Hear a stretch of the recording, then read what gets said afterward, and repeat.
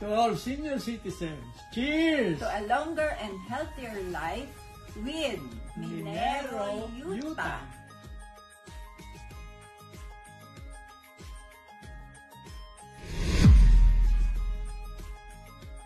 Kami ay senior citizen na at talagang hirap kami ni tatay matulog.